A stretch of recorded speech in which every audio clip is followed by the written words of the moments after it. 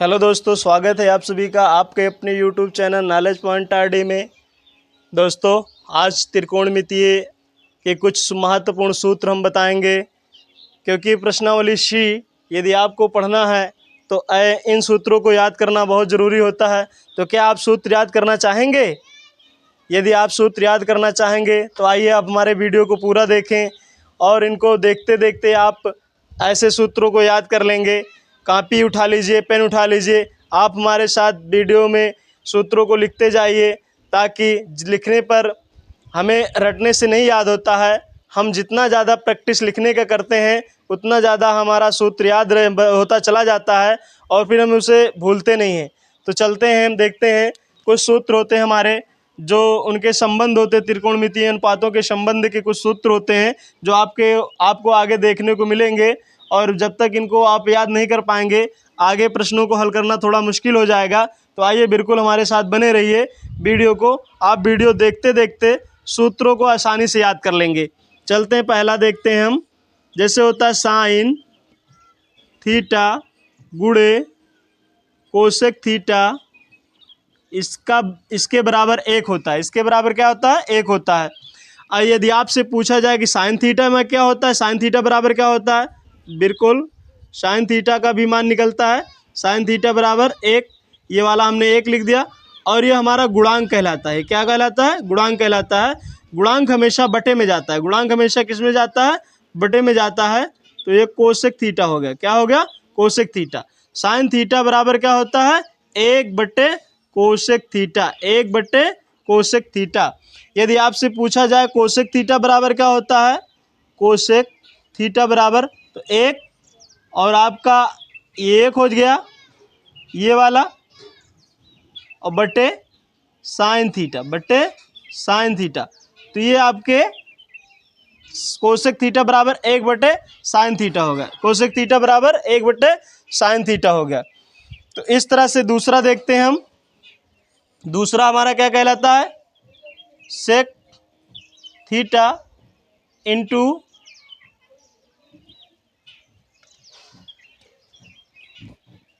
Cos theta.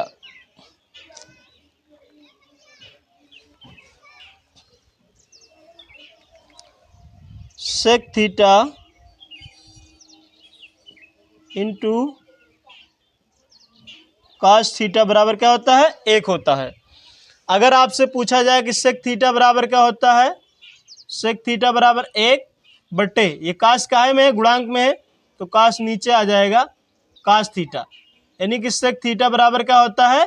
एक बटे cos theta. एक बटे कास थीटा, ये आपका बन गया। अगर आपसे पूछा जाए कास थीटा बराबर क्या होता है, कास थीटा बराबर एक बटे सेक थीटा होता है। एक बटे सेक थीटा हो। जब तक दोस्तों ये मान नहीं पता होंगे, आगे आपको थोड़ा मुश्किल बन जाएगा। चलते हैं, तीसरा देखते हैं। Tan theta into cot theta बराबर क्या होता है? एक होता है। टैन थीटा बराबर एक, और ये हमारा जो कॉट गुणांक में है नीचे जाएगा बटे में, तो कॉट थीटा हो जाएगा। कॉट थीटा यानी टैन थीटा बराबर होता है एक बटे कॉट थीटा। एक बटे कॉट थीटा। और अगर कॉट थीटा पूछ लिया जाए तो कॉट थीटा बराबर होता है एक बटे, ये वाला टैन नीचे आ जाएगा, टैन थीटा। एक बटे टैन थीटा होता है। एक बटे टैन थीटा होता है। कुछ और होते हैं दो अनुपात, जैसे साइन टैन थीटा बराबर होता है साइन थीटा बटे कास थीटा, और काट थीटा बराबर होता है, इसी का उल्टा हो जाएगा, कास थीटा ऊपर चला जाएगा और साइन थीटा नीचे आ जाएगा, साइन थीटा। तो ये कुछ अनुपात हैं दोस्तों, इन्हें याद रखना पड़ेगा। यदि आप याद रखते हैं या जितना ज़्यादा लिखते हैं उतनी ज़्यादा याद हो जाता है, तो आगे की प्रश्नावली पढ़ना थोड़ा आसान हो जाएगा। चलते हैं अगले प्रश्न की तरफ, अगले सूत्र की तरफ। चलिए दोस्तों, दूसरे सूत्र की तरफ चलते हैं। त्रिकोणमिति के कुछ सर्वसमीकरण के सूत्र होते हैं। आइए हम उनको देखते हैं। उसे देखने से पहले हम बताना चाहेंगे कि सूत्रों को याद करना बहुत मुश्किल होता है, तो सबसे सरल तरीका है, जो वीडियो देख रहे हैं आप कॉपी और पेन उठा लीजिए और जितना आप बताया जा रहा है उसको आप कम से कम 2 से 4 बार, 5 बार, 6 बार, 7 बार, 8 बार लिखते हैं जब भी कॉपी पर।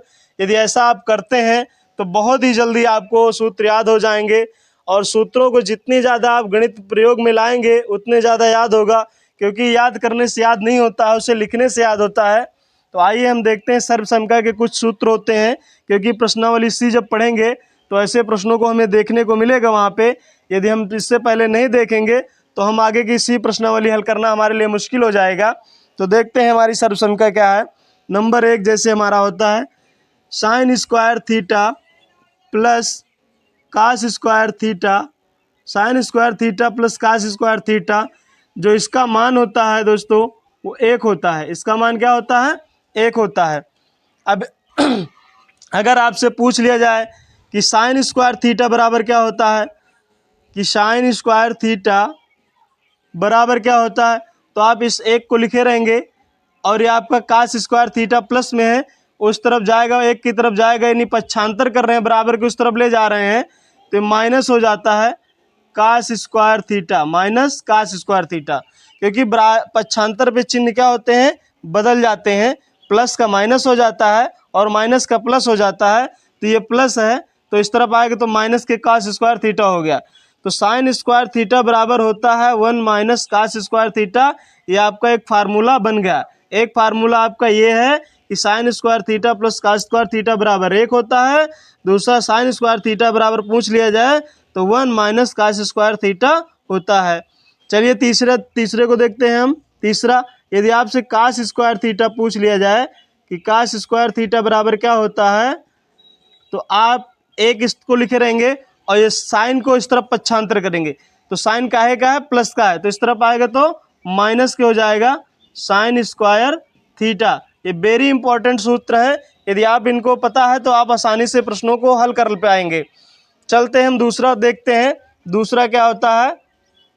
दूसरी सर्वसंख्या क्या होती है?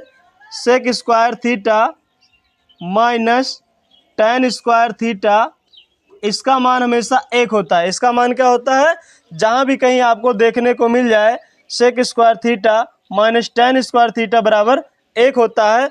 यदि आपसे पूछा जाए कि सेक स्क्वायर थीटा बराबर क्या होता है, तो सेक स्क्वायर थीटा बराबर 1 इस तरह लिखेंगे और टेन को पक्षांतर करेंगे, तो टेन किस में है? माइनस में। इस तरफ आएगा तो प्लस में हो जाएगा, तो प्लस में टेन स्क्वायर थीटा आ गया।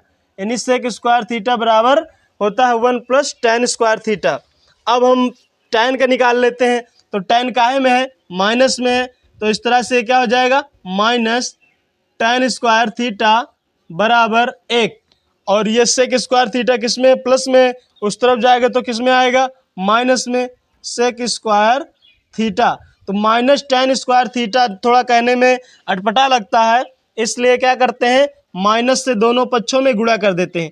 माइनस से दोनों पक्षों में गुणा करते हैं, दोनों पक्षों में गुणा कर देते हैं, दोनों पक्षों में गुणा कर देते हैं। गुणा करने पर जब माइनस से दोनों पक्षों में गुणा करेंगे तो ये माइनस है पहले से, और माइनस टेन स्क्वायर थीटा बराबर माइनस से गुणा कर दें 1 माइनस सेक स्क्वायर थीटा। अब माइनस और माइनस गुणा जाएगा तो क्या हो जाएगा? हमने गुणा इससे पहले हमने आपको बताया था, हमारी शॉर्ट वीडियो है, चिन्हों का गुणा करना सिखाया था। तो यहाँ बीच में गुणा का चिन्ह छिपा रहता है, तो माइनस और माइनस गुणा क्या होता है?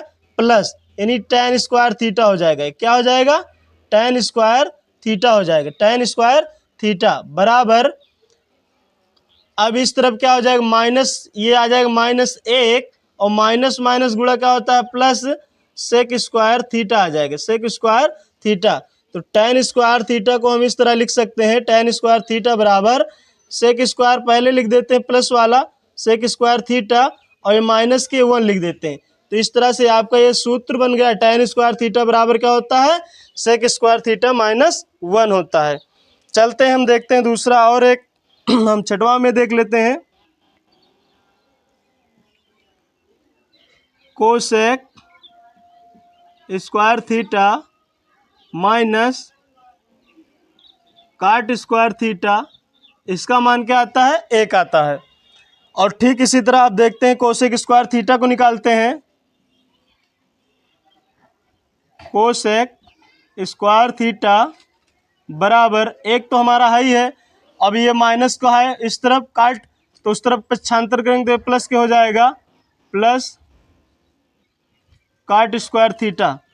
अब दूसरा माइनस के काट स्क्वायर थीटा बराबर 1 और इसको पक्षांतर करेंगे तो ये माइनस के हो जाएगा कोसेक स्क्वायर थीटा। अब इसी तरह ये माइनस के कहने में थोड़ा अटपटा लगता है, तो फिर क्या करेंगे? माइनस से दोनों पक्षों में गुणा करेंगे। माइनस से दोनों पक्षों में गुणा कर देते हैं। गुणा करने पर तो ये हमारा माइनस के हो जाएगा प्लस काट स्क्वायर थीटा बराबर है माइनस के 1 और ये माइनस माइनस गुणा होता है प्लस कोसेक स्क्वायर थीटा। तो काट स्क्वायर थीटा बराबर होता है, ये कोसेक पहले लिख देंगे प्लस वाला, कोसेक स्क्वायर थीटा -1। तो इस तरह से आपका ये बन गया। तो दोस्तों ये कुछ हमारे इम्पोर्टेंट सूत्र हैं जिसे आपको याद करना पड़ेगा अगला प्रश्नावली पढ़ने से पहले। तो हम चाहेंगे कि आप इसको कॉपी पर लिख लें और कई बार लिखने का प्रैक्टिस करें। कई बार लिखते हैं तो आपको ये आसानी से याद हो जाता है। तो इस तरह से आप इसको याद रखेंगे। तो हम आशा करते हैं कि आपको हमारी वीडियो अच्छी लगी होगी। वीडियो अच्छी लगी तो लाइक करें, अपने दोस्तों को शेयर करें और हमारे चैनल को सब्सक्राइब करें। जय हिंद, जय भारत।